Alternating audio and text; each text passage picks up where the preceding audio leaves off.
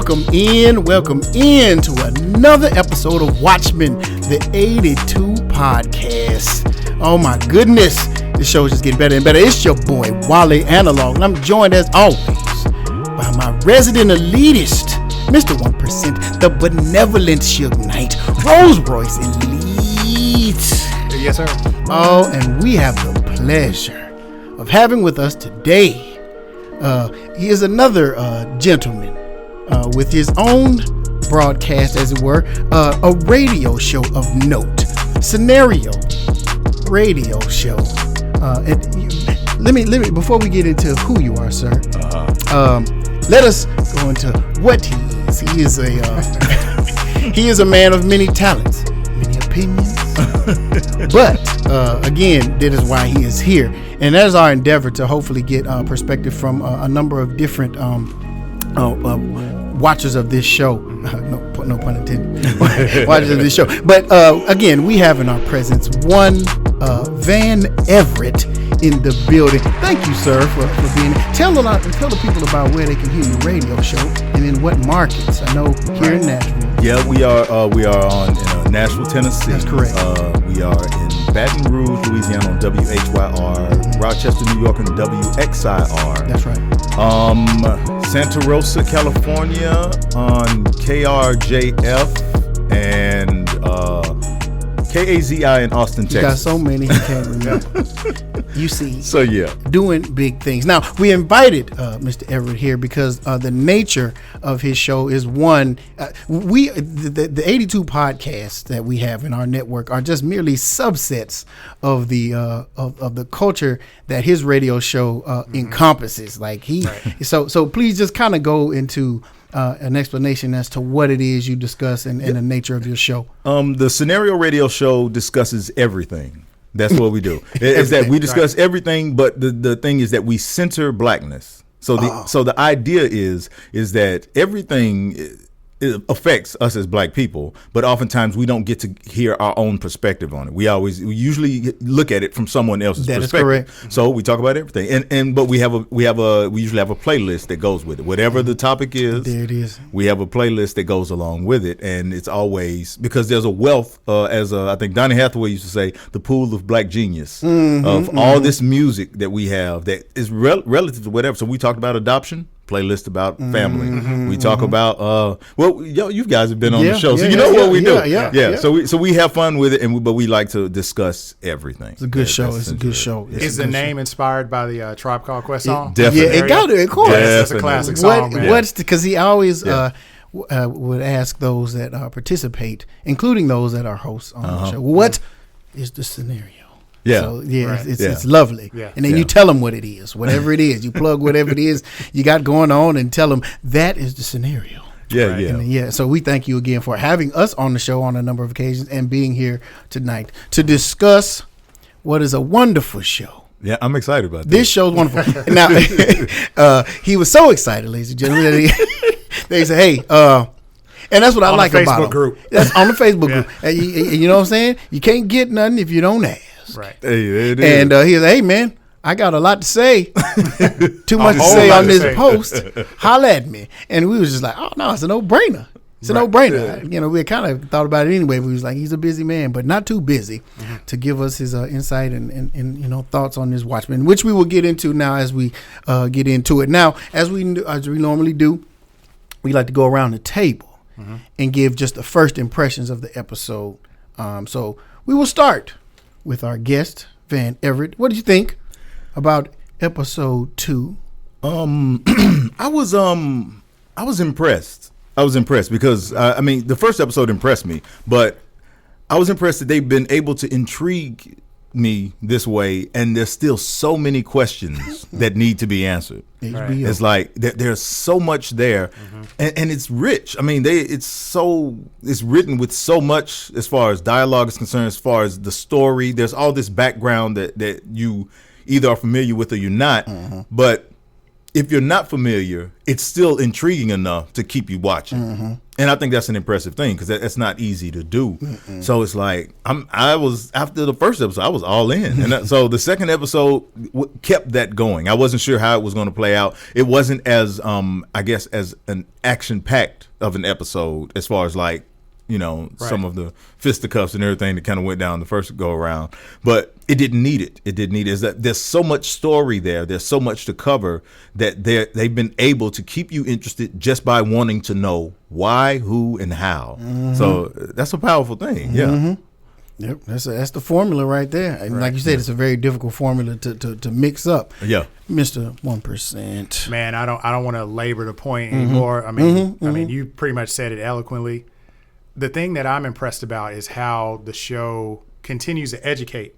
There are things in the show that I didn't realize, and we'll get into it, like no doubt. like the letter from the Germans or whatever. Like that's real. It's a real thing. Mm-hmm. I thought it was. I thought for cinematic. Universe. Yeah. Oh no. Real thing. But what the brilliance of this show is, it's able to. It paints the world of the parallel universe. Or the alternate universe. That's is right. What they're saying. Uh-huh. This is set in the Watchmen universe, which is an alternate universe from our Earth or whatever. Mm-hmm. Yep. But the ironic thing is, it's not so much. Not so much. Yeah. And that's what's intriguing, and that's like there are things in it where I'm like, wait, is that real? Oh yeah, it is. Like yeah. A lot of huge moments in there where it's like historical things where I'm like, I didn't even realize that this happened. Like, and to go back to episode 1, when they opened with, Black Wall Street, it's like they already set the precedent. We're going to get ready. Yeah. We got some more in the bag for you. Yeah, pay attention. But the thing is, to keep in mind, that's thematically consistent with everything that they did in the original graphic novel. It's like when they touch on Vietnam, they do all of that stuff. The murder of Kennedy. Yes. It's all there, but they just interplay it with this superhero story, so to speak. Yeah. So so when I hear people kind of upset about that, it's like, no. And I also find I also find it interesting to look at the Rotten Tomatoes score and see the audience response, and it's a little shocking. Man. Normally, not really. Well, here's the thing with here's the thing about Rotten Tomatoes to, I guess, let the audience know. Yeah.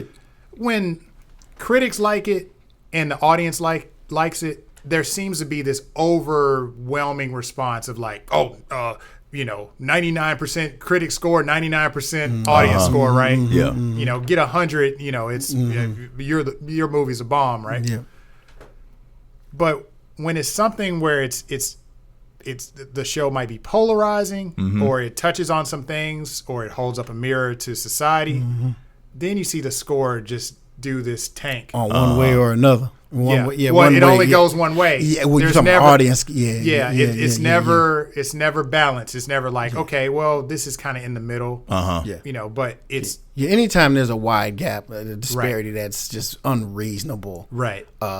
There's always a reason to raise your eyebrow at that. We've talked about that ad nauseum. The problem is, we as a podcast and friends, we tend to side with the audience more often because critics a lot of times don't, especially with the type of stuff we watch, they don't really, they're paid, and they're paid to watch this stuff, and they may not necessarily have a love for it as the audience will. That's why, Rose, is telling when you see something like this and the critics love it, and this is probably one of the most complex and intricate superhero stories ever. Yes. They appreciate this one. Right. And keep in mind that the critics, I think usually the critics, like the studio, will send them like half a season. Yeah. So they can get a good because you can't judge. You can't not the one them. episode. Right. That's unfair. Right. Or they'll get the whole season and they'll watch the whole season and they have to sign a clause like, hey, I can't talk about it until it's released. So it's dropped out. Yep. Yeah. And even then they can only give a criticism, don't spoil anything. That's correct. Blah, blah, blah. Yeah, got to sign all them papers and stuff. But the audience, they're just seeing it like we are. Yeah. Right. We haven't gotten to a point yet as a podcast where they're sending us not stuff. Yet. Yeah. Hint, hint. Eventually. Hint, hint. Yeah. So, yeah.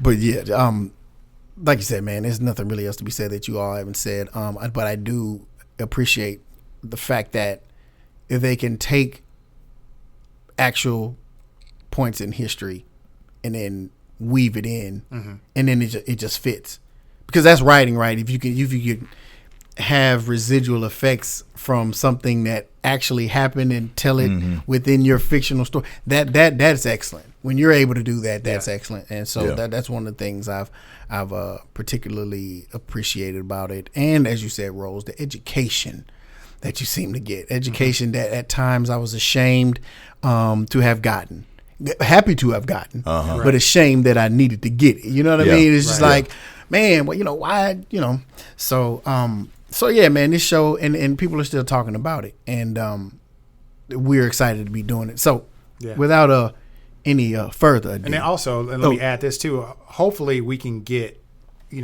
other perspectives on this show too. Like, man, I appreciate you coming on and giving your perspective.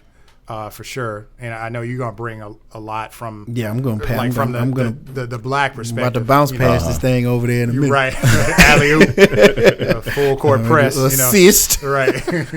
Well, interestingly enough, despite I think the reason that I was really excited about, like, I need to get on this show and talk about it was because not only do I often have a lot of opinions that in that area of black culture, but I was also really familiar with the original work. Like I remember in the 80s reading it and being really enthralled with it then as a kid. So like I'm immersed in geek culture too. Like I'm a fan of y'all show. I listen to it as the only time I don't listen to your show is if you've already seen something I haven't got the chance to watch it yet. Other than that's right. You don't want to spoil I'm all in. Yeah. Right. So yeah, it was like that Venn diagram for this particular thing was like this is where I was supposed to be. Severely overlapping. No doubt. So martial feats of Comanche horsemanship. I find it. I love how they have the titles in the show too. How they have it splashed up in weird places in the yellow. I particularly like that. But every time I look at it, I just sit there and like, what are they talking about? Sometimes I still don't know what they're talking about. I still kind of that title. I'm not exactly sure what they're talking about, but it seems to allude to a couple of different things. Okay. One, if you notice the painting on yes, at the end. I had no idea. With the it's got Native Americans on the horses, and they're like on the sides of the horses to keep from being shot. Right. But the thing about this is the first thing that I wanted to make sure, the 7th Cavalry. I don't know if y'all know historically about the 7th Cavalry. That was General Custer's cavalry, the ones that were massacred by the Comanches. And they now the thing is, they had gone on to do a lot of slaughtering of a lot of Native Americans before and after that. So that has even its own historical lineage from the show. Now the picture makes sense. So there's something. And now the cops, and when the cops, I know we're jumping around already, and we're going to do it. Yeah, that's what we do. But when the cops are raiding Nixonville, and we get in, we can dive into that too. There's a lot there too. I do find that interesting that they rounded them all up, and then it maybe is a sign of things to come. The one of the interesting things, White Knight Part 2 and 3. Which let's go however you guys are gonna go with it before I start just running off. I mean, you know what I'm saying? Okay. So we can do how we normally do. Okay, and we can kind of go in the order of scenes. You know what I'm saying? And try to we try to keep it chronological. Yeah. Sometimes we find ourselves jumping around. Yeah, I know. But we try to go down and hit all the significant parts, and not just necessarily talk about we like that part. Yeah. But digging deeper, because this show makes you think, and sometimes I feel like it makes me think more than I should. You know what I'm saying? But HBO shows do that. Like I found myself watching, Westworld, thinking, what does that mean? And so I just always do that. So I'm still stop me if I'm still, and I'm still stuck on episode 1. When she looks at the dollar bill poster, that's sticking with me for some reason. I don't know racism why. Well, it's racism, but like dollar bill is black, and it's just bothering me. Like I keep looking back at it, and it's like he's black a on there? black. I have to go back and look at that again. I didn't. I keep rewinding. It's like I don't know if it's a shading or whatever, but he obviously looks black, holding a black guy, and the guy does dragging look him like, out of the it does look like Sambo, satirical. Yeah. Love it. One of I'm sorry. Anytime, man, y'all had me crying the first season of Black Lightning, and every time he go on one of his Samuel Beauregard rants. Right. he's we digress. He's good now. Right. He's good folks now. Yeah, I know. But y'all listen to the Black Lightning. Oh man, y'all just had me in tears about that. But anyway. But yes. So we start off with what you were saying about these real life events that we didn't know were real life, and the room in Germany full of these women. And I don't know what I don't know what they're doing. Propaganda. Yeah, they're typing stuff, typing up tons. But there's one in particular in there, that speaks fluent English, and the German his officer comes in there and looks for one such candidate to be able to dictate, this letter that he's gonna ultimately mass produce and send out to segregated members of the U.S. military, because obviously you can't stay in the same barracks as the white, back then. So it was easy to do. Yeah. To drop like 300 and some thousand leaflets. Yes. Pointing out the injustice that they deal with at home, but yet you're fighting over here for them. Yeah. But we love y'all. And I was like, really now? And so when I saw that, it reminded me. And the quota is filled. The black quota was overfilled. It was so much that they stopped recruiting. Right. Crazy. And I couldn't help but think about that being the old school Facebook. You know what I'm saying? Just like, let's pump this stuff out here to those who will, eat it up. And you see what I'm saying? It's like that was kind of like their like Facebook is just crazy because black folks love that Facebook. And the thing is, new school Facebook too. I mean, what happened with the election? But that's those were the parallels I was drawing. Is like, this isn't true. Germans hated everybody. Yeah. Now, keep in mind this was World War I Germany. Yes. Correct. So they hadn't gotten into the era of what they would be with Hitler. Okay. Now that's not to say that they were fully embracing black people. Yeah, because you don't just all of a sudden decide. But they did at that time. You could live in Germany as a black person and have a business and have a life and not have to worry about all those things. But of course, there weren't a lot of black people there anyway. No. But Hitler started a movement in Germany. Exactly. So that's when things got after that you couldn't even be white, a certain type of white. So Hitler he was for real. Problematic for real. Yeah, but one of the things that it's interesting, not only that comes up with those leaflets being dropped to those World War I soldiers, the black soldiers, but that's something that happened from World War I. Every war that we fought in up until Vietnam, there would be propaganda from the other side sent to the black troops to say, why are you fighting for them? Right. That was a constant thing. It happened in Korea. It happened in World War II. It happened in Vietnam. Every one of those wars, we would get that type of propaganda. It's a strategic and somewhat smart ploy, right? If you can reduce the forces by as many people as you can, because, there's no telling how many in the black community felt like this was my only way, of being able to do anything or escaping a situation or being able to make a living or whatever. Like, this was my only alternative. Yeah. And so you had, ain't no telling how many you had that made up your force. I'd love to know the numbers on that. But I just found that interesting. It was amazing to watch that. It was amazing. And I never thought of that. Yeah. And the fact that it's real history. Like I said, I'm ashamed to have that didn't know that before watching a superhero show. Like, why would it be taught? Exactly. I know. It's like, but I keep blaming myself, right? Like, you just feel like there's some culpability, you know what I'm saying, to know more than you know. But I just thank these writers for, giving everybody an education. A lot of education where many probably don't appreciate as much. Because as you mentioned earlier, Rose, mirrors aren't popular to the ugly. Right. And, And then also being brave enough to write that. It takes a lot of courage to write that. Yeah. And the confidence in HBO to say, do what you do. Yes. You know, because I mean they're on top when it comes to television. You can say what you want about Netflix and everybody else. HBO shows, pretty much for the most part, they're gonna be on point. They're always on point, so much so that you'll wait 3 years for the next season. I mean, that's just how they do. So it's always thought provoking. They'll give you 10 episodes and make you wait, and you can't wait. Yeah, and it's in this era of streaming services too. They're very smart about how they release the shows. Right. As soon as Watchmen's over and I'm ready to turn it off, it's like, oh, here's another show. Westworld's back after 12 years. Right. You'll start seeing promos. You'll start seeing promos toward the season finale of Watchmen. Yeah. They'll get you. Yeah, for sure. Yeah. So yeah, I that was telling, and I had no idea that blew me away that was real. Yes. I just pretty much said, oh yeah, that's fake. Yeah, that's alternate universe. You can go and look up some of that same propaganda, like I said, for any of our wars fought up until Vietnam. Right. And it was a legitimate gripe.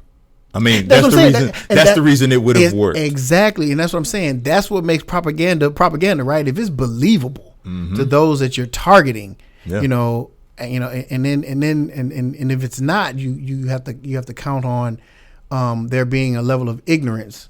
You know what I'm saying? And ignorance, you know, like people tend to forget that ignorance just means a lack of knowledge, not stupidity, just a lack of knowledge. Yeah, you don't know. You know what I'm saying? You don't know, and so when you read that, you was like, that sure makes a lot of sense. But that was legit to where I was like, for a minute there, I thought I was like, no, I see what they're doing, but at first it. You know, it was kind of jarring, you know. Yeah. Still jarring, but yeah, still. And the fact that I feel like that's an important plot point that's going to drive the show because Will is holding on to that letter. He's holding it. Mm-hmm. You know, when it's on the other side of, you know, watch this boy. Yeah. You know. Yeah. And Will, as we determined, is the old man in the wheelchair's name. Played by one Lou Gossett Jr. Yeah, another treasure. Man, dude, they getting some heavy hitters in here. The cast is impressive. It is very but it's impressive. HBO. They got money to burn, and but man, he is good. I enjoy his dialogue whenever he has it. He's in his 90s is what they're saying. Well, he says he's 100 and that's what he did say. 105. Yeah, he did say that. She alluded to the fact that he was 90. She corrected her or something. Yeah. And so we pick up outside the tree after seeing the leaflets fall on because the guy that caught the leaflet, I'm going back again. It's his that father. was his dad. His father. Yeah. And so we pick up from where Sister Knight is out there with the freshly strung up Judd, to which we still don't know how that happened. Will claims he did it, and there's a reason for it, and he's trying to explain this reason to her. Because she gets him in the car, takes him down to the bakery, the quote unquote bakery, and locks him up and says, "Look here, I'll be back, whatever. But I need some information from you. Let me brew you some piping hot coffee." and I don't even know the significance of this. I don't know if it's some kind of power set this dude has. But upon receiving this piping hot coffee, dude just gulps it down like water, like lemonade, and she kind of looks like that was some hot water. Took his little pills or whatever that he needs for. Did he say what those pills were for? For his memory. Yeah. He also before that, he kept saying, well, he was Dr. Manhattan. And she was like, yeah, whatever, dude. I can levitate stuff. Right, yeah. And she's like, well, why don't you levitate those pills over here? And he's like, oh, okay, my bad. No, yeah. Now, what's intriguing is his behavior versus what he's saying. It's like, is he Dr. Manhattan? Like, it's almost like he's playing with her. Like, hey, look, I'm telling you the truth, but you won't listen to me. You won't listen to me. Yeah, because he has the way he speaks seems to be cryptic in its own way. That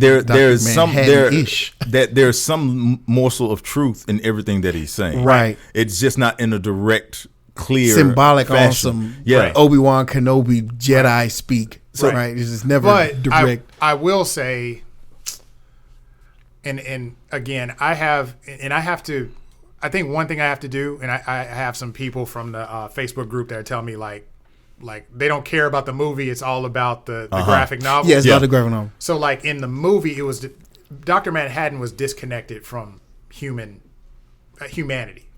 because he's godlike. So he doesn't care about time and space. And the way he talks to people is very cold, very matter of fact. Yeah, it's and I don't get that from Will too from much. Will. No. Yeah, so I don't necessarily want to call him Dr. Manhattan, but I do find it interesting that he's saying he's Dr. Manhattan, and then they keep going. Well, no, he's not. Clearly, because I don't think that he's Dr. Manhattan either. I think there's something there, and I think that there will be some sense of some connection.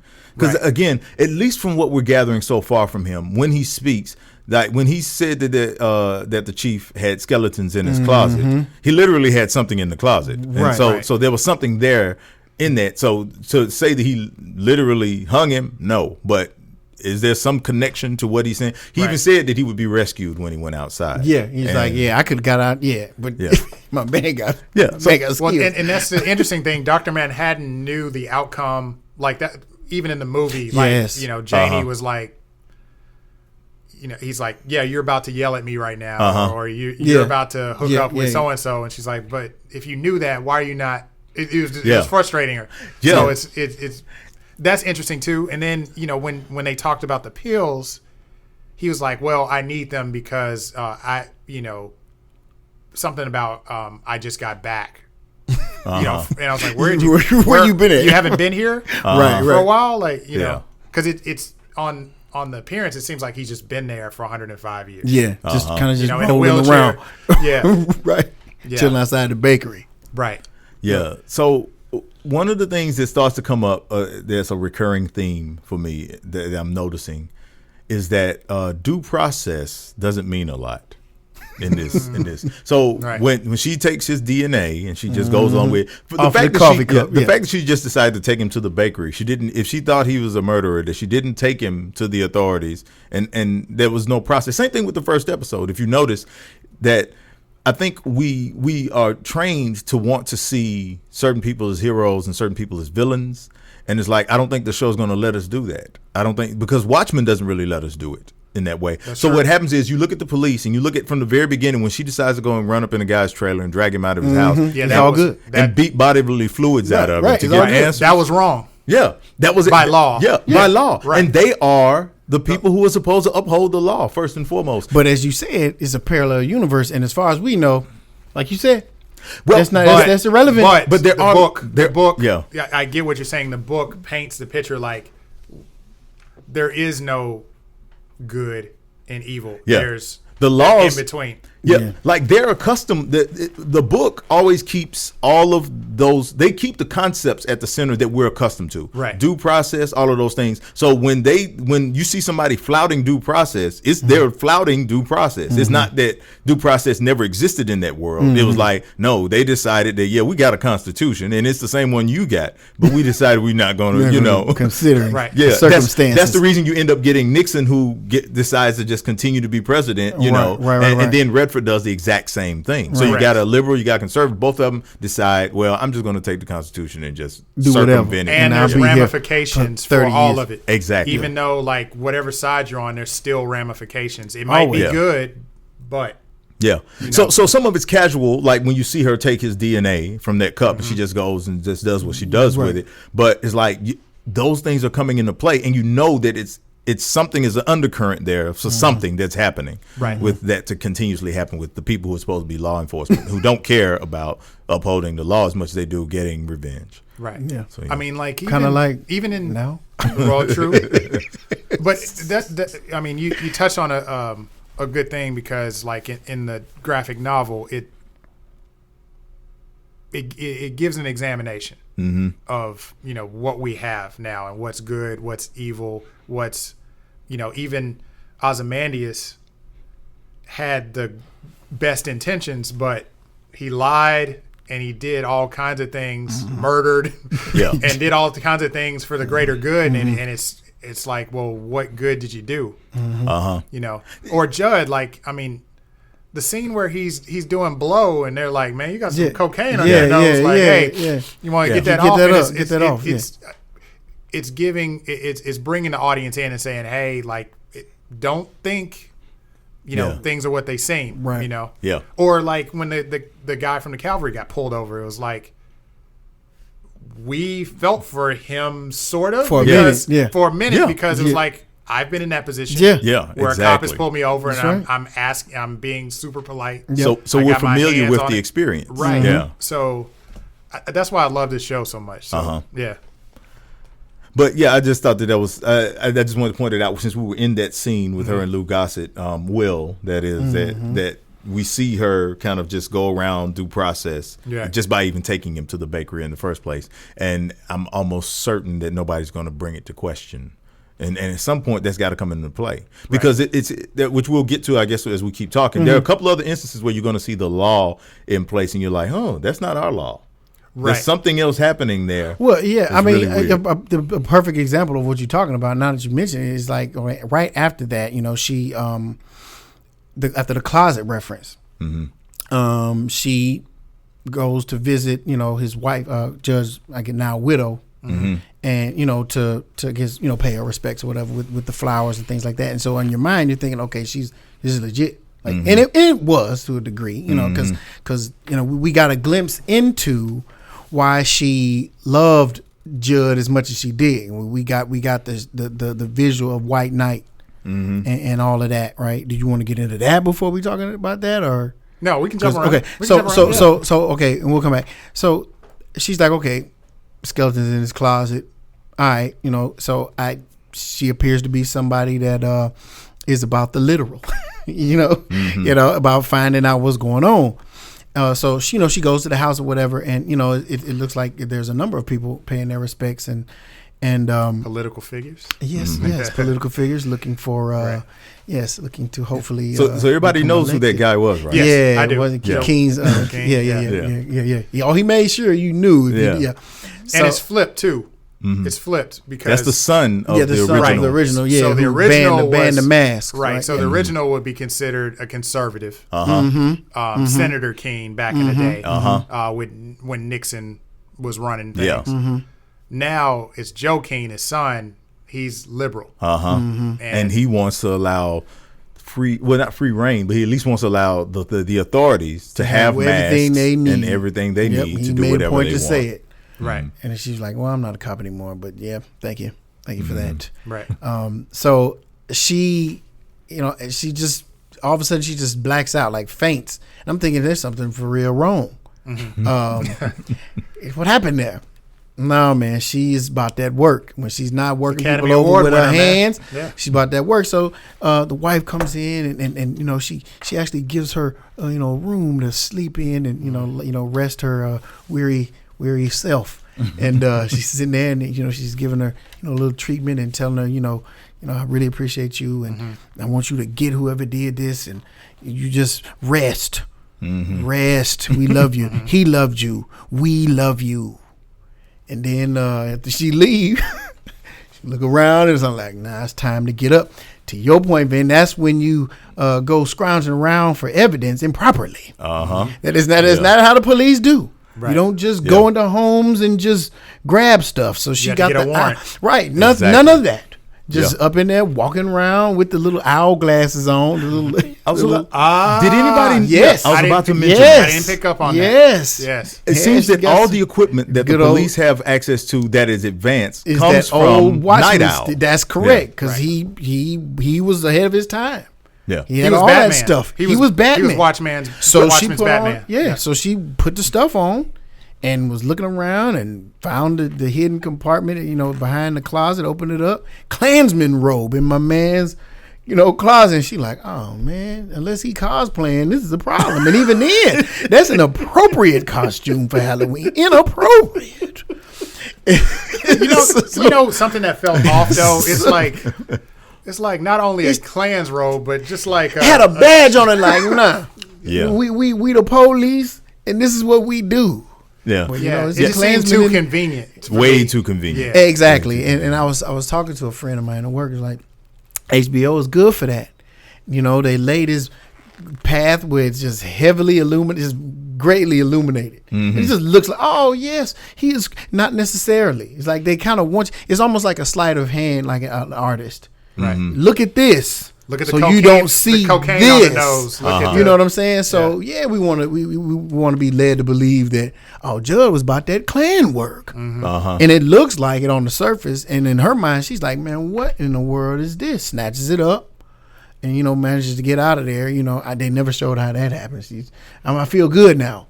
She didn't let nobody know she got. Did anybody remember how she got out of there without telling anybody? No, she just walked on up out of there. Okay, more Batman type stuff. Yeah. Ninja training, we assume. Yeah, Sister Knight, and off into it.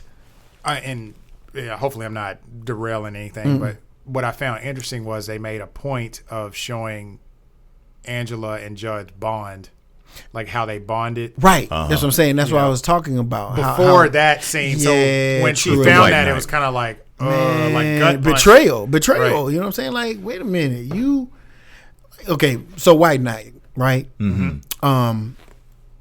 So we flash to her, and this paints the picture of how the relationship, and also explained a lot of things, including her children, right? So she's in there and with her husband, and I don't know, is she like superpowered in terms of like sense, like on some spider sense and keen hearing, or is she just dope? Because she was like, somebody's in the house. Well, I think I didn't hear anything in particular. She just kind of I heard the thump. Okay, the difference is her husband responded to it one way. Said, "Oh, it's a kid." He didn't say, it's Santa Claus or something. Santa Claus. Yeah, and she responded to another way because I think it's training. Like, because his training, he didn't have that training. He'd be like, he's like, no, that don't sound. Yeah. I'm gonna sound really crazy here. Okay. Do you find it interesting that I'm gonna say the rough part of it? Is there a swapping of gender roles here? Absolutely. Like typically, like with my family, hey, absolutely. If something goes bump in the night, she's best not believe going. I'm the first one. That's up. right. Yeah, exactly. Yeah, ready to protect the family. I think they're intentional about the way that they're writing it, right. because not only does that seem to be coming into play in that way, it seems to be coming into play in as much as you never get at any point this feeling that he feels that there's a problem with the way things operate. Correct. Like, he seems to be pretty comfortable. I forget what's his name in the show. Cal. Yahya Abdul-Mateen is his name in real life. Mm-hmm. He seems to be, his character seems to be perfectly comfortable with the way that they've this understanding that the two of them have. Correct. And it's like very supportive, very calm. Mm-hmm. Yeah. What I found interesting, there was one point, and I know I'm skipping around a bit. There's one point where he asked, he's like, "Hey, are we safe?" Mm-hmm. Yeah, which I found was that echoed jarring. a lot, Yeah. And so when the White Knight jumps off, she's ready. I mean, she's like, she knows something isn't right. She pushes him out of the way. Move, get out. Yeah, and you don't see him no more. Yeah, he disappears. Where's Cal, man? Yeah, which is an interesting question. Yeah, right. She put the first dude down, and then got blown back. Right. And another dude rolls in. Ready to finish her off. Ready to finish off. And next thing we know, she chilling in the hospital. She asked for Cal. Yeah. And was like, where is he? Nah. Hopefully they'll show us. Yeah, I don't know. Because, I mean, that was just so open-ended to me, man. Like, well, who was dude who drew down on her? Because she was done. And why is Cal not in the fight at all? Like, right. Yeah, she pushed him out the way, but why he ain't doing work? Right. Right. Yeah. Like, he's nowhere to be found. He got pushed out the way. He's just disappeared. Yeah. And like I say, she woke up in the hospital and Judd is chilling there. And even then, he was like, I sent Judd home. Told him to get some rest. He's just getting pushed out of the way all the time. Oh, sent Cal home. Yeah. He sent Judd home. I'm sorry. Judd was chilling there. Yeah. And Cal talking about, home. He needed to get some rest, change clothes, and all of that. Felt. Now I'm maybe I'm mixing up the placement, because the placement's important of the scenes. Yes. Because I started to find them. I found that suspicious for some reason. I don't know why, and I think I was suspicious of Judd from the first episode. Yeah. Yeah, you mentioned it. Yeah. When Will's like, "Hey, there's a reason why I hung this dude, and there's a conspiracy." Yeah. That you don't. So He even said, "I got to give it to you in pieces because you're not ready for the full." So he has his, Will has his hooks in me because I'm already like looking at Joe like, "Hey man, something ain't right with this. He's too kind, Yeah. And then the like in episode 1. The cop who cop's shot his wife. Was like, he likes you. I don't like you. Right, not necessarily. Yeah. Right. Yeah. I smell comment. Right. But like I said, man, it's like HBO leading you down this path of of obvious, right? Like, yeah, this is exactly what you think until it's not. Yeah, it's written in a way that entirety, when you think about it, the entirety of the White Knight sequence up to the shooting in the home, into the hospital, there are all these areas that leave questions if you have enough time to stop and think about them. Yeah. Right. But because of the way that they're writing it and moving the story forward, you don't really get a chance to delve too deep into the questions. But they're there, and eventually you're going to need to get back to that answer. Right. So when you're thinking, okay, well, yeah, where is her husband? I mean, what happened there? What happened to him? Why would he just be gone? What happened to him during that whole sequence? Why did they not finish her off before you can even get to thinking about getting an answer to that question? You get the answer to the question that you had from last week. Oh, those kids were her partners. Right, the partners, that died Yeah. in White Knight. They just had a Rolodex of all the police and just rolled up in all of them house. Yeah. And, white, black, or otherwise. Yeah. Police, period. Right. So those kids, so she adopts those kids. Yep. So it answers that question for you. You got an answer to a question that entertains your thoughts enough that you completely forget about asking the other question. Sleight of hand, man. Right. I'm telling you, they show you this and then no, look, see, it's like this is what they do. Right, it's great. Yeah, but so yeah, the clan outfit, she grabs that up, like you said, without no warrant, goes back to the spot, the bakery, and my man, he's out the handcuffs at that point, right? My man is chilling because we failed to mention that she handcuffed him to the desk or table or something. Yeah.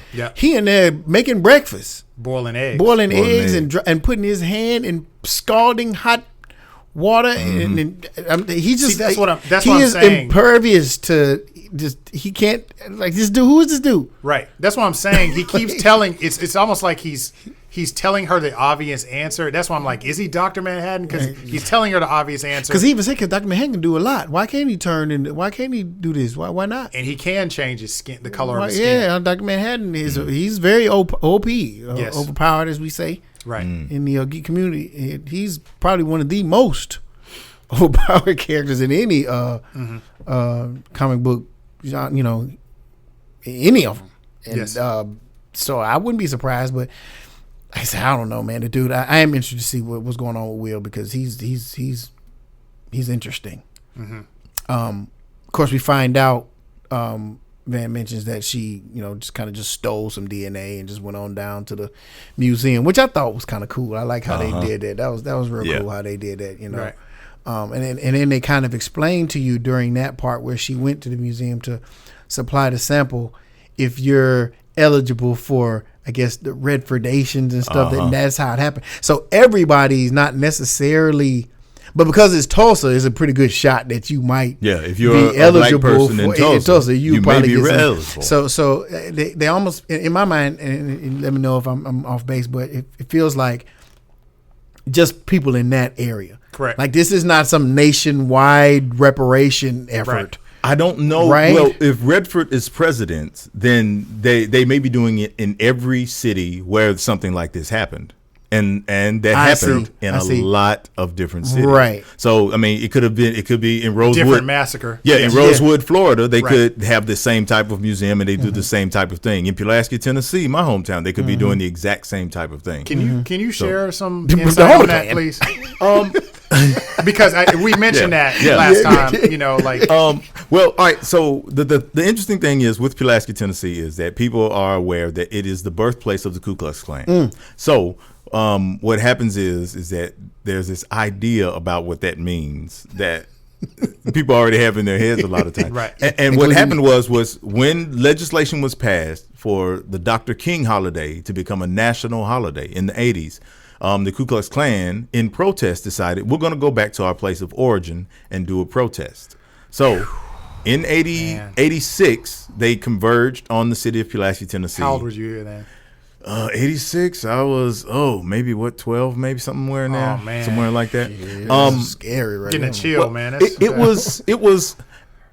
Here's the thing that you got to understand. I am because I grew up somewhere where that overt racism was something that you were keenly aware of. Underlying systemic racism is also something you become keenly aware of. I think we all. So so you don't, even though it's like, oh, that sucks that this is happening. Mm-hmm. I didn't grow up in a household where people was like, oh my God, I'm shocked. It's like, no, I'm not surprised. Yeah. Backlash is the American way where that type of thing is concerned. Mm-hmm. Well, anyway, they converge on the city from all over the country, because the thing you gotta remember is Pulaski has a pretty decent sized black population. So people's assumption is that, oh man, the Klan lives in Pulaski, Tennessee, but these people are coming from Milwaukee, Chicago, Florida, everywhere else. Right. Because if you're a white person, you own a store in Pulaski, Tennessee, you can't be a card carrying member of the Klan and march at the same time, because you're gonna have some problems. Yeah, absolutely. So all these people that are coming are from out of. Now, that's not to say there aren't any racists in Pulaski, Tennessee, but they can't afford. It doesn't benefit them to show their. They can't do the cosplay. They can't. Exactly. That's a good way of saying it. They have to keep their uniforms way back in their closet. Way back. Because it's not gonna fly. The other ones can go home with that. Exactly. They get to go back home. But so they do this march, and this has become something that they decided they're going to do annually.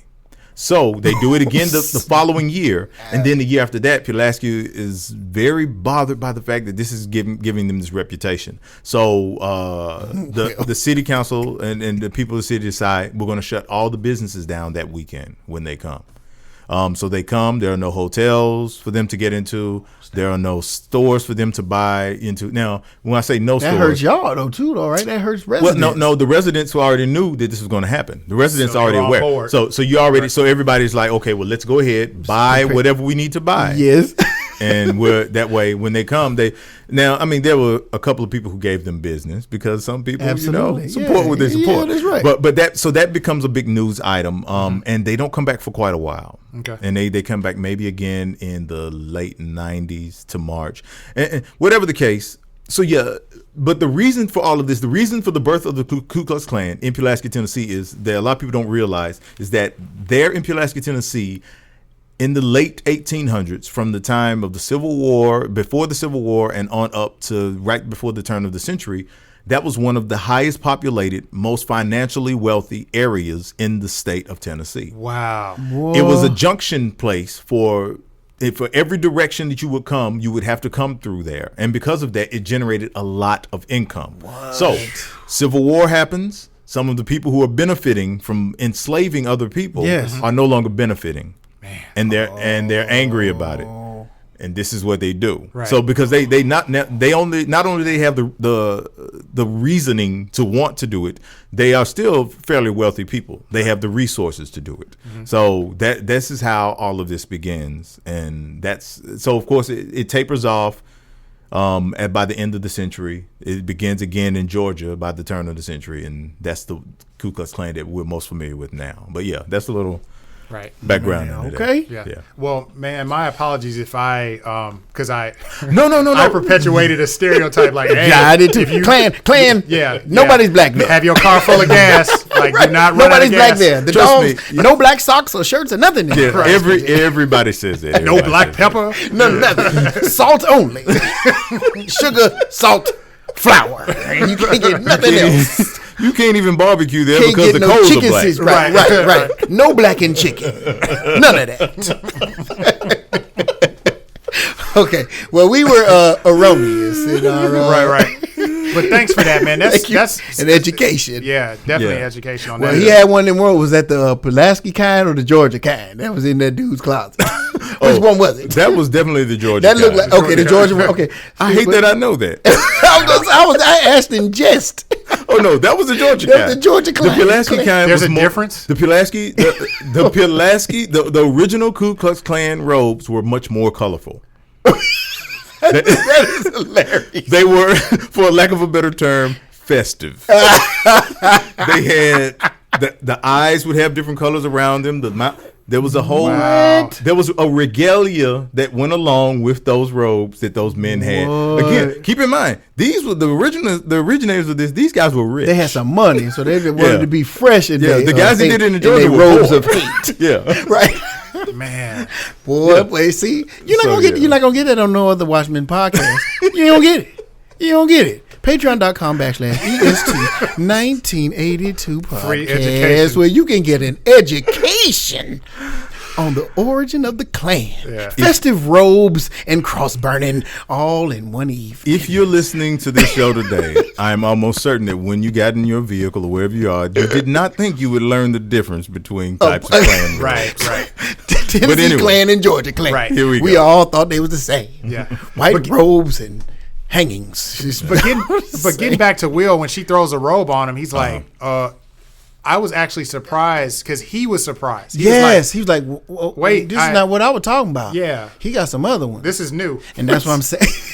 He said, "I mean for you to actually go in the dude's closet, Yeah. like, I which is missed- interesting, yeah. because that means he's talking about something completely different. Which, Another which again, to Sleight my of point, hand. I'm saying, this dude ain't no telling why that robe is there. There's no telling why that robe is there. Right. You want to think that he threw that mug on and did his business or whatever, but we don't know that. We're only 2 episodes in, and it's very dangerous to jump to conclusions. Oh, yeah. 2 episodes into an HBO show, because they'll just do a complete 180 on you.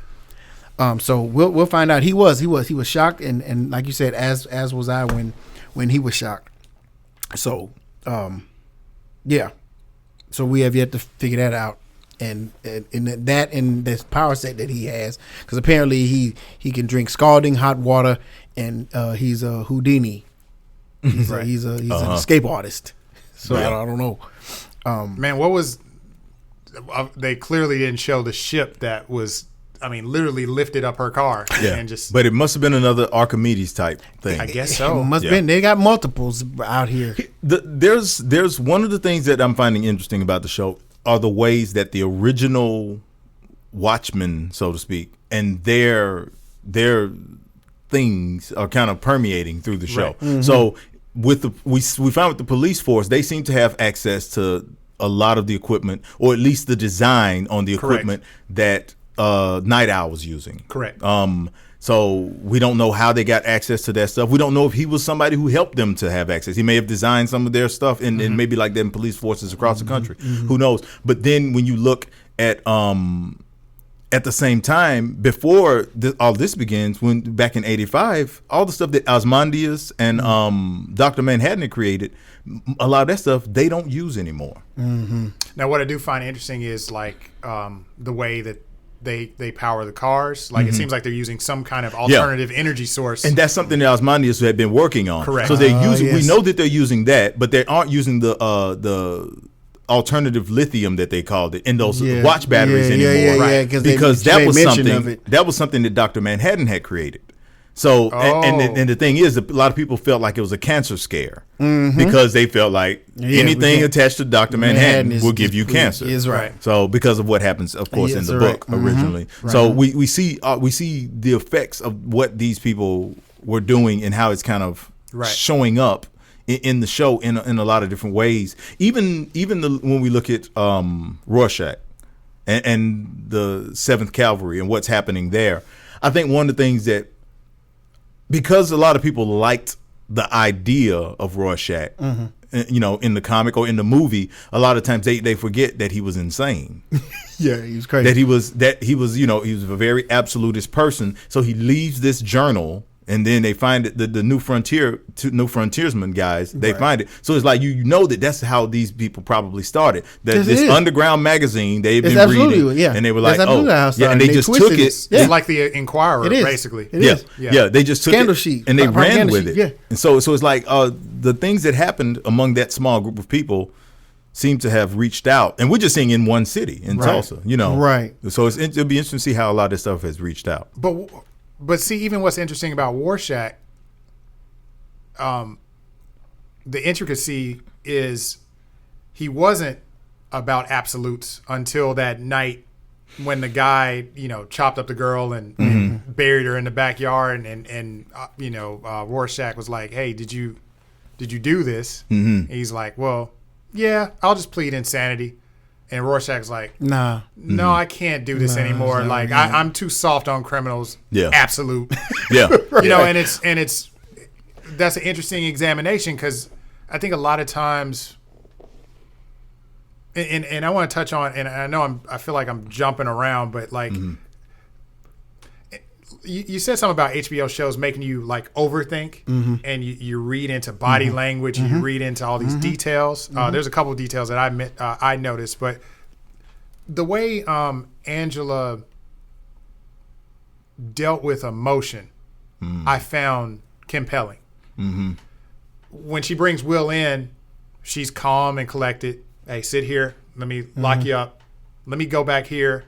And then she's crying. She has that rage, cry, like you just killed like the most important person in my life. But I'm not going to show you. I'm just going to scream. And then until she came out, and then a lot of profanity, and even made point I'm like calm. You cuss a lot. And she put on the mask. Yeah. She put on her mask. She was like, "Okay, I'm calm. Yep. I'm gonna spray the mask on." Yep. And he's like, "Oh, you put on your costume." Yeah. She did that. She did it then. She did it when they did the raid on Nixonville. Yeah. Where she beats a guy. That's what and she's like, "Okay, I need to stop. I need to sit in the car." Yeah. And then there was another part where she did it again, and I just thought that was. I kept. She got to get away. Yeah, she got to get away. And I kept trying to relate it to real life, and it's like, how many times have African Americans have seen something in the news that really pissed you off, or somebody got shot yet again today, and you're pissed off. You want to talk to somebody about it, but then you enter work and there's nobody to talk to, and then you just kind of put on your mask and your hood regular and day. just keep it moving. Yeah, and I know I may be overthinking that, but I that's don't know. what Sounds pretty legit to me. Yeah, that's an interesting take. I hadn't even thought about that. But those are real good observations about how she responds to things, because she tends to be really tempered in where she places her anger. It's there. Right. It's very obvious. It seems to be on the surface, but she makes sure she keeps it in its place as much as she can until, like when we talk about Nixonville. And And let me touch on this too, like how she relates to Topher. When she's like, "Well, let me go talk to him," and she said, "Hey, your Uncle Judd, we first off, you and I are the same. My parents got killed, your parents got killed. You know what the real is. Right. This world ain't lollipops and rainbows and unicorns and all of that. Right. So I did find that intriguing. What I also found intriguing, a little small detail, he's playing with these things called Manhattan blocks. Did you find anything? Levitating. Did you find any connection, like anything similar? That they crumbled like that castle did. He was trying to build on Mars. So he built. Mars just went. Yeah, and I was like, why did they make a point of showing that? Like he built this castle out of Martian dust, and then all of a sudden just crashed, just like. And then he did the same exact thing with the blocks. When she told him, he was just kind of like, and it was like, okay, I'm not showing emotion about Uncle Judd dying, but I'm gonna show it anyway. Like I'm showing it in this in one a different way. Right. Yeah. Right. So I'm bringing those points up to say, like, it's just interesting how they deal with like the mental health kind of issues, because that's a mental health kind of thing. How do you process loss? How do you process anger? How do you process sadness? When you lose somebody, you go through those stages of grief. Yeah, I would say it also takes a turn on something that's common in the story throughout even the graphic novel, is this idea of responsibility and power. So that you have this sense of what you're able to do, and there are the things you can't control and how you respond to them. Right. So really, if you think about every good comic book that has ever been created, is centered on the themes of responsibility and power. I mean, that's where great power comes great responsibility. That's the heart of the whole genre that we enjoy. Right. And what happens if you think about that scene, she goes in there and talks to Topher. And she's saying, the world says there's all these different shades of this and rainbows and this and that, but me and you know the truth, that it's all black and white. Right. That is a very Rorschach ideology. Yep. That's at the very center of This is what it everything is, that right. he believes. It's like He there's doesn't no, believe. there's no gray. Yeah, there is no gray. His mask has no gray. It's Nope. either black or it's Black white. and white, yep. So there's no nuance there. So when you think about that, because right now we see her as the endearing figure. She's the protagonist. But if you think about the fact that underlying that, despite however she's acting, underlying all of that is this idea that there's only black and there's white. And that's what she wears when she go out and does her dirt. That there's black and white. That's it. It's that there's something to watch there. There's something to watch there that may very well unravel because because when you have that idea of things, then your take on power and responsibility becomes that if you consider yourself acting on behalf of the law, then you essentially think you are the law. Right. And that's why you'll take someone's DNA without doing, that's why you'll break into someone's house and look in their closet. Right. That's why you'll, pull up to Nixonville and just throw people in paddy But wagons. what's funny about the Nixonville thing, and let's get into that. Yes. The funny thing about that is, okay, so they find Judd hanging there. And A lot of messaging there as well. Looking glass, and my man with the red man. What's his name again? The Red angry Scare, red I dude. think. Yeah. He's like, man, let's go get him. Let's go get him. Yeah. There they go. Right. Pass me them things. Let's get them. Right. And so she like, oh, that was the only time where you felt like, cause she even was like, should we really roll up in there like that? But they was like, no, you the one that usually want to roll. What's wrong with you? So that was like the only time that she didn't. But she was skeptical because of her interaction with Will. Yes, true enough. But when they roll up in there, and Nixonville is an interesting place. Y'all. It's very, very interesting. Very trailer parkish. They look like they were very impoverished and disenfranchised. Worshiping a corrupt politician who supported their ideology. That is correct. That is correct. And was impeached in our universe. Right. Funny how that it's just something I can't put my finger on it. I can't put my finger on it. What's happening. Yes. So they like, look, y'all can get on in this paddy wagon, or we can throw y'all in this paddy wagon. However you want to go. So they standing there like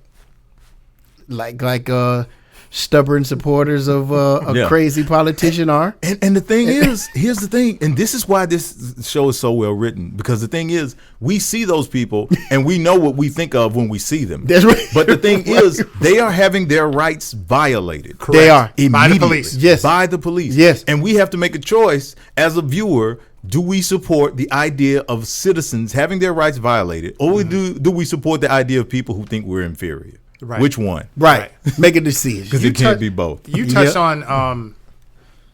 on something about like the use of Watchmen, like referencing the Watchmen from '85, right? I'm gonna get in my artist bag now. Okay. I like the use of color. Yes. So if you notice, Will Reeves is wearing this red jacket. Like it's just this it's not vibrant red, but it's red, like it's deep. Just that crimson red. And then we'll get into Hooded Justice. Hooded Justice, man. Yeah, that's my boy right there. And full of color. One thing I noticed about like the Tulsa Police Department and the like coroner stuff, it's in the black and yellow, and I would assume that would reference like comedians. The smiley face button, that kind of thing. And, again, talking about black and white, Sister Night just wearing black and white. Yep, that's it. And then, the in between of black and white is gray, and Looking Glass is the gray, the minutia, I'm looking at every twitch on your face, and every you're reflecting it off of what I'm seeing. Yeah, and I'm going to tell you, and even his role in that Nixonville raid was interesting because he was kind of like, hey, you want to go in there too, right? And she's like, no, this don't feel right. And it was interesting that he was observing her.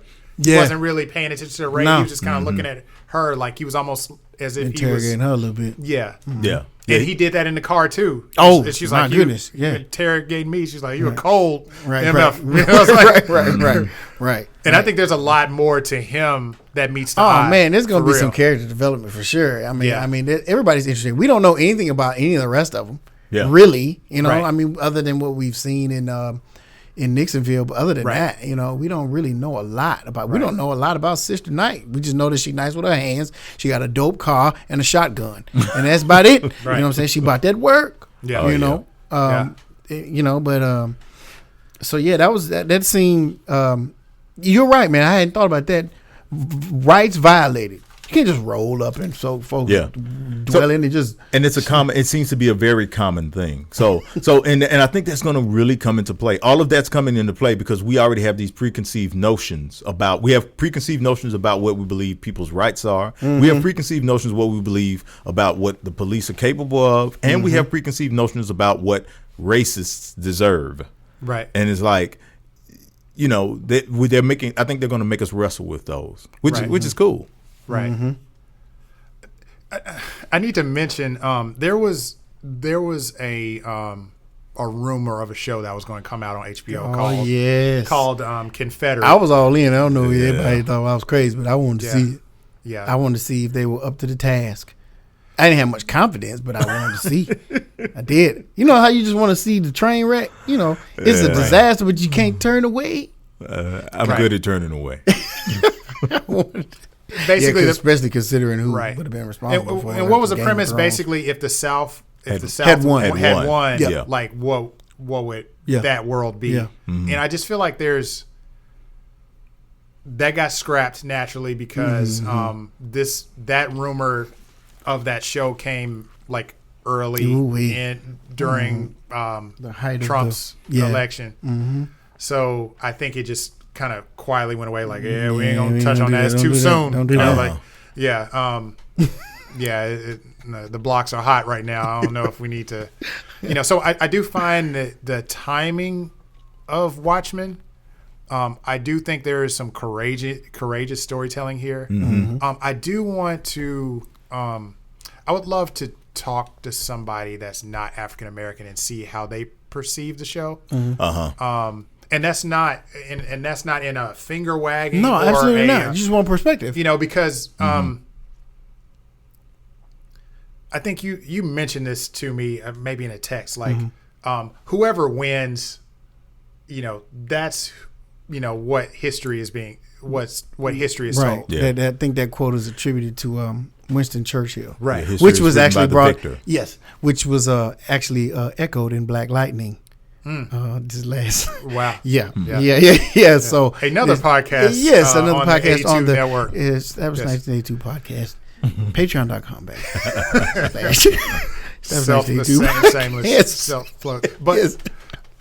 I just find it interesting that there's the timing of this, and I would love to hear that perspective because it is a flip. Yeah. It is. It's like African Americans are, even though there's a ticking time bomb of racism that's about to explode, and you see it, and you can feel the tension. I mean, you felt the tension with the Tulsa thing, but like when they're cutting in between, and we'll talk about this too, when everybody's viewing the American crime story or American hero story. Yeah. Oh my goodness. You got to talk about my man. Right.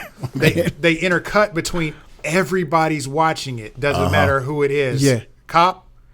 Did you? Looking Glass. The cavalry's watching it as they're building bombs. Right. Yeah. So everybody's show. Right. So everybody connects to it, but it's all about perspective. Right. So Yeah. Right. Because it's funny that you say that because when I looked at it, I felt like it connected more with Sister Knight because it seems like he was kind of telling her story a little bit, like, who am I? And I'm out here doing this stuff, and it's like he feels most at home when his mask is on, all this stuff, and he clearly nice with his too. So and it's feeling almost like he's this show's Black Freighter. Exactly, exactly, and Right. that's exactly where I was going with that. Right. It's like, man, this is kind Tales of the of the Black same Freighter. thing. Yeah. Yeah, it's just done differently. And that's my man. I don't know. I'd watch the show too because he run around with a noose on. He's a white dude running around with a noose on, And a putting hood. in work in a hood. When I first saw him in the movie, like I didn't read the book first. I saw Yeah. the movie first. Yeah. Unfortunately. Yeah. I I read the book, but I was too young to really grasp what was going on. So it was like, ooh, this is dirty. I shouldn't be reading this. You know, like, you know, and that was clearly the 80s, because there was a lot of books that I read, like from Batman to Dark Knight. I was like, ooh, I shouldn't be. This ain't This ain't Batman from Super Friends. No, you know? So, no. So anyway, when I saw him for the first time, I was like, just as an African American, I was like, I don't know how to feel about this. It's still got a noose on and a hood, even though it's it's an executioner's hood. Yeah, right. Putting in work. Yeah, but still, that executioner's hood just evokes. I automatically assign the Klan to it, and I don't know exactly because it's hood. I don't know if that's that's like, hooded. I don't know if that's just like generational psychological trauma. That didn't they throw that bag that over your head when they would lynch you too, though? Like they would put that. I think so. And they would. That's not my hood area of expertise. Right. So you said stop after Klan. Right. Yeah. But yeah, he's interesting, man. I was trying to stop myself from reading too much into it because, as you said, it could very well be, and I felt like it is. It could very well be this show's Black Freighter. Mm-hmm. But I couldn't help but think about, and it seemed like I brought this up, and I don't know if it was because we were talking about Black Lightning or whatever, but and you mentioned getting a perspective from our white brethren as it relates to the show, right? And I've had a few conversations with those that watch the show, and they legitimately love the show, right? But I did want to know, how they felt about it, because there are a lot in their community that hate it. It's just you don't want to know that you're being depicted a certain way. You know what I'm saying? The stereotyped as a certain way, right? Even though know you might be a really good person. And this one person in particular I'm talking about, he's a wonderful person. Like this guy, I trust this guy with my kids. Right. You know what I'm saying? Right. And so it's funny because it must be frustrating to know that, like, no matter what you do or how good of a person you are, as a white person, correct, you might still get looked at as a white person. Right. You know what I'm saying? And then on the flip side of that, it's equally frustrating to see how we're depicted in media, in the news, and my too. Man with the news, the hooded justice dude, he reminds me of someone, a white person who, if this is what they would be doing if they could keep their identity hidden but still be able to make a difference. You see what I'm saying? Mm-hmm. It's like a lot of them are complacent, or they just turn a blind eye and a deaf ear to it because they don't want to jeopardize what they have. They're not racist. They're legitimately, friends with those of other races and things like that. They're legit, but they don't want to jeopardize anything. So this guy puts this mask on. It's like, I'm going to do it, but I don't want to upset the apple cart. You know what I'm saying? But I'm out here putting in this work because it makes me feel good. It helps legitimize the fact that I am a good person. Here's the thing. What I'm saying? Here's my thought on this, and I'll try not to go too far on the tangent. Okay. The issue with the discussion of race in America is that we have two different discussions going on about the same subject. Mm-hmm. So what happens is, I think the discomfort that a lot of our white friends have about any discussion that has about race is because they keep making it personal. They keep making it about whether they're a good person. Right. And the truth of racism for black people in America is not whether you are a good person or not. It's about whether or not you support the system. That is correct. Because for us, racism is a system. Yes. It's not about a personality. Right. You can be my friend and still be vote. racist. You can still vote for the racist policy. Right. So the thing is, so what happens is, while we continue to have these discussions about systems, they keep taking it personal and making it about interpersonal interaction. That's correct. And it's like, that doesn't have nearly the interpersonal interaction is a beautiful thing. It's good to have friends of all shades, but it doesn't have any value for you when you know that at best your friend can only say to you, "Oh, it's a shame what that officer did to you." That's right. If they don't do anything else. Right. And that's why I feel like this dude puts this thing on, putting in all this work, that's that same thing. Right. That is him trying to compensate for his being inactive in where he would make the most difference to help a black person. Yeah. You know what I'm saying? And so he's like, he's putting in work in this convenience store. I'm like, almost like an overcompensation that you see on a level of he's someone. notoriously brutal anyway. Yeah, right. Yeah, but like, he's especially like this guy. If you read up about him and his predilections, for lack of a better term, he has a tendency toward brutality in everything he does. Yes, everything he does. Everything he does. We are trying. It's a family show. Yes, yeah. That's the reason I'm saying it the way I'm saying it. If however you're reading that, ladies and gentlemen, in podcast land, Right. everything he does. Right. Brutal. And I'm glad you mentioned that, Van, because in this era, like I caught myself in conversations about race in America to good friends of mine, and it's an awkward conversation, and of course. Just being a black man, you don't want to come off as being angry black man, rah, so even in doing that, even in showing some of my anger or expressing my anger in a logical way, it's still awkward because, yes, there is this kind of innate taking it personal. I'm not saying you, I'm just saying, like, do you understand that there is a system that's set up that's multi-layered? It goes from the time you're born to now, the images you're fed, the stereotypes you're fed. I cringe when I hear Jar Jar Binks talk. We all do. But there's a section of the population that thinks it's endearing and funny. No. And it pisses me off. No. It's like, Sample. and I would never, I would never say that to anybody, but like I've just said it, but just to paint like how subtle and how intricate it is, or like even when we're talking on this podcast, and they're obvious like subtle subliminal things that are fed. Yeah, and a lot of constantly being fed. Yeah, a lot of it's just about context. Is that we have context, right? And and because of that, that's the reason that discussion, when that discussion is had, we should be heard. Right. Like, I know it makes people uncomfortable, but they should be at peace with the idea that you need to be uncomfortable for this conversation. It's just this conversation needs to be had. And I think the problem I have and what makes it frustrating, it's this vicious cycle of like when you bring it up or try to educate, like this show is doing, and that's I think that's why we're really liking the show, is because the show is doing that work and presenting the case and going, here you go. And wrapping it in a If superhero you try to show. do it, there's this vicious cycle of like, you're just, you're being paranoid, or no, it's not like that at all. Like. Yeah.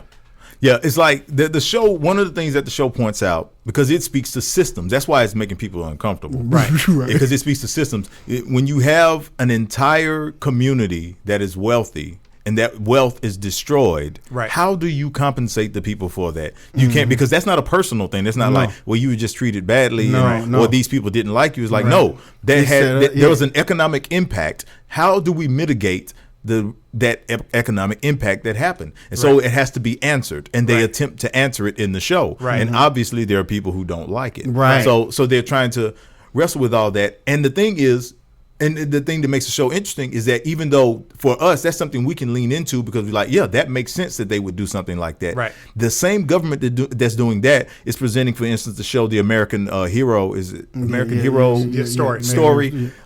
Before they even start any of the show, they go through a list of things telling you this is terrible. It's got rape, is killing, murdering, stealing, robbing.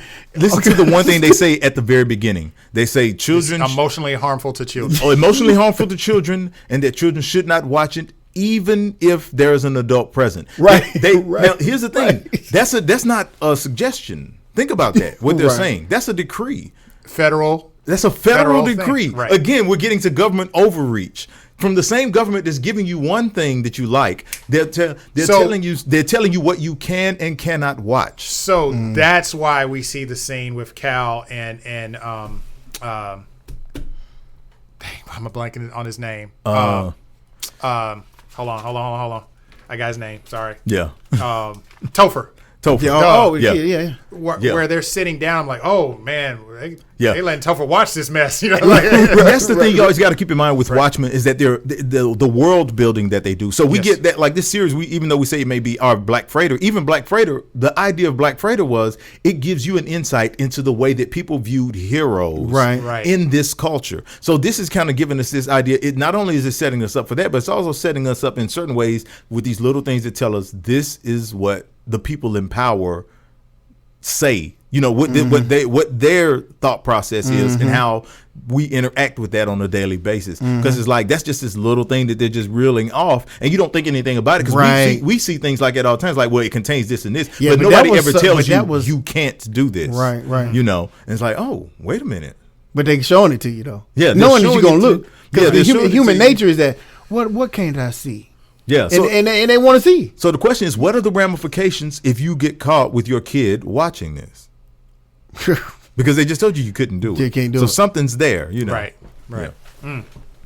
And it was a laundry list of stuff. I ain't never seen nothing like that. I was like, what it is? What it is? Very inclusive as well. Very inclusive. Very inclusive. It's a good show though. Yeah, it was intersectional as you can get. Right. It's a good show. I'd watch it. Yeah. But I don't know, man. I know we've jumped all over the place, and I Yeah. almost feel partially responsible for that. No, because that is how we do. Yeah. That is the way. And it's impossible. It's impossible with this show to. It's so. I mean, yeah, because we There's can't so do many- it. We can't do an episode of this podcast for no 3 hours. Right. You know what I'm saying? Like the show is not number one. Right. Yeah. So, but And then also the season length of the show, I think it's only going to be 8 episodes. So they're packing it in. That is encouraging. per episode. It's going to be stuff. 8 quality ones too. Right. Yeah. They're not going to They let. usually do 10 typically. Right. HBO. maybe. Yeah. So one thing I don't think we've discussed so far. Oh well. Yeah, That's what I was let's- about to say. okay. Is he or isn't he Ozymandias? Man, how can he not be? Yeah. It's Well, of pretty, course it's HBO, Yeah. but apparently he got clones of these folks. He's And, obviously got replicas of Yeah, some of and people. he's just reenacting the creation of Dr. Manhattan and burning up people in the process for his enjoyment. They still can't get a cake right. Oh, So the question is, are those people clones or are they some sort of but we don't know. robots? We don't know. Yeah. It seemed leaves like, from what I can tell, it seems like they were clones because That's right. it looked like bone. Yeah, and and burning he was breaking flesh. them. That's what I'm saying. Yeah, it was. That's what I thought. Like, And we know Ozymandias had gotten into cloning and genetic manipulation because he creates this large lynx-like cat called Bubastis Yes, right. in the earlier graphic novels, and he had been doing some other stuff too. But at the same time, I was wondering because, well, maybe they're just a flawed clone. Because in the first episode, when you look at the guy and he's supposed to be cutting the cake with a knife, he gives him a horseshoe. yeah. And He's it's like he's still working the kinks out. yeah, it seems to be working. But he's evolved past links. And apparently that pissed him off because that guy didn't make it. You know, so Mr. Phillips didn't make it. Well, Yeah. man, it don't look like you're going to make it if you get the title role in that good Dr. Manhattan saga. Yeah. Right. and even if this is Ozymandias, the weird thing is he seems to be a bit more off kilter than he originally was, and I don't know if that's a result of something because we see in the first episode that there's this headline said that he's Adrian Veidt is considered dead. right. You know, We don't even know where this guy is. Like he's chilling up in a chalet. I mean, where does this dude at? And you got to think about it, in the graphic novel, he was at the height of his arrogance. Like, yeah, I did this. I plotted all of this. Right. I am the smartest man ever. Yeah. Yeah. I'm The not most- you don't think I'm this 2-bit supervillain. Right. Mustache twirling. I mean, how could supervillain. you not that dude outwitted like Dr. Manhattan and Right. made that dude Yeah. go away? yeah. Right. Like, I mean, you know what I'm saying? You can't. He knew he couldn't get with him in any other way. Right. And other than that, and as a result, he's still chilling on Mars, chilling.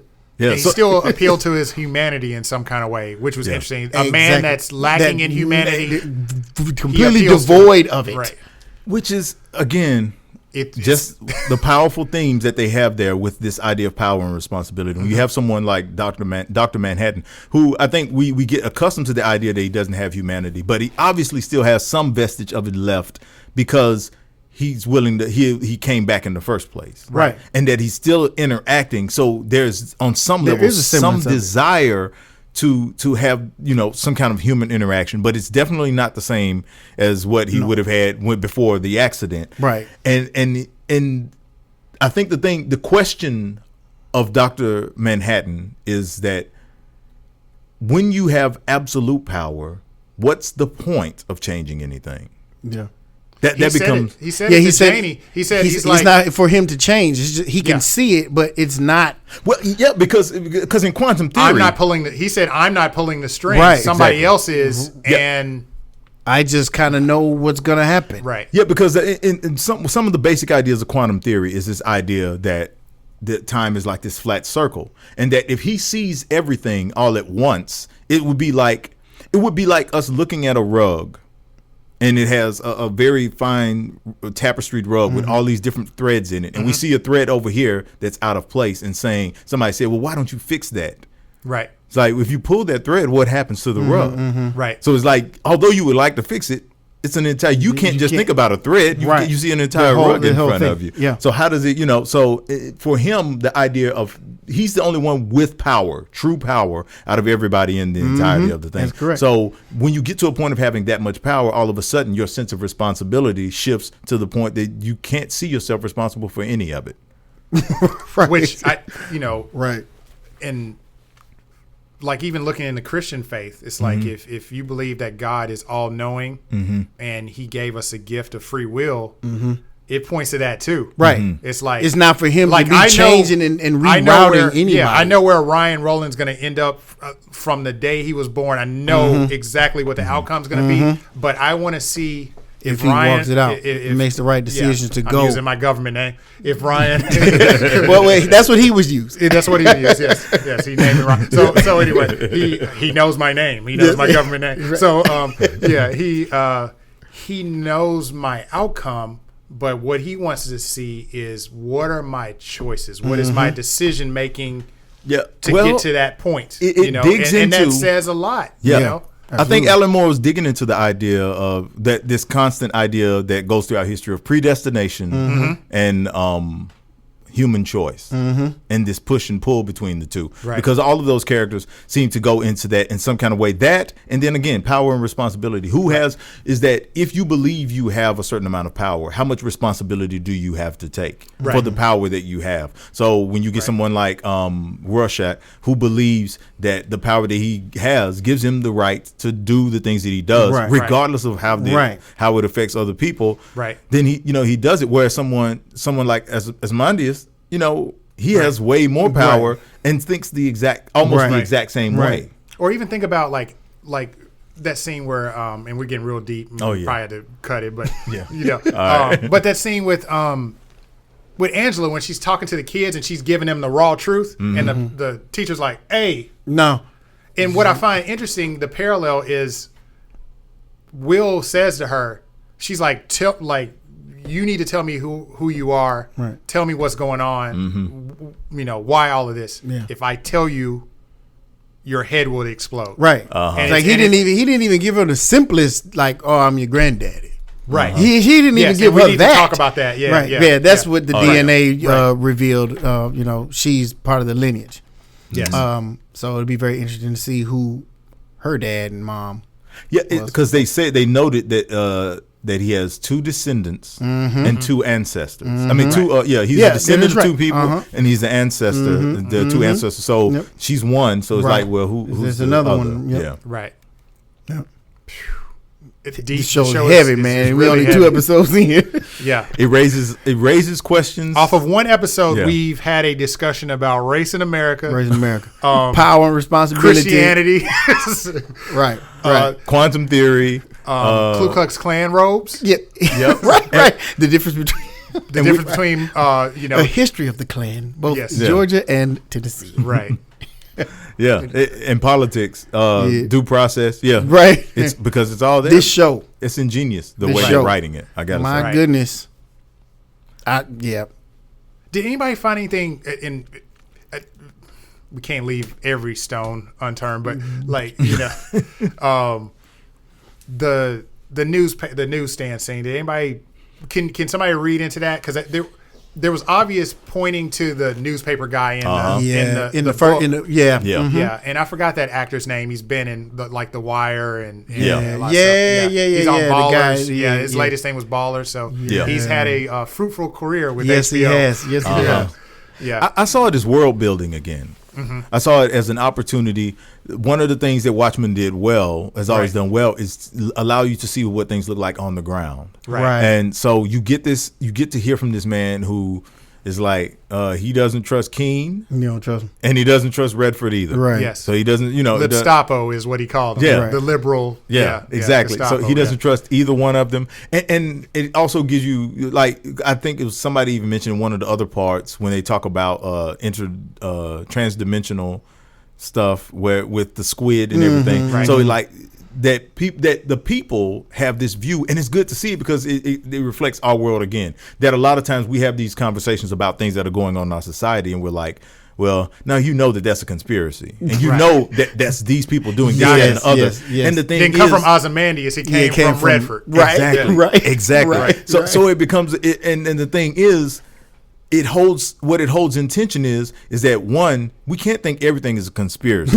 Right. But at the same time, these people have given us enough reason to believe they will conspire against us. Right. Exactly. So it's like, what do you do? What do you believe? Yeah. Yeah. So Right. it's like, as crazy as some Take of the a stuff that side. guy may Yes. sound, Yeah. it's like, based on what the viewer knows, we like, Right. well, he may be He might off be base, telling but the truth. there's Yeah. some stuff there. Yeah. And then what I'm intrigued by is there's a new character that's coming into the mix because they reference her. They were like, hey, does she read all of this stuff? Yeah. Soaking all this in. And the girl's Yeah, like, absolutely. Yeah. And he All said of it. Nova Express is not here yet. Right. Yeah. She reads all. She comes every Everything. day and reads everything. Yeah. And I'm excited to see who that person is.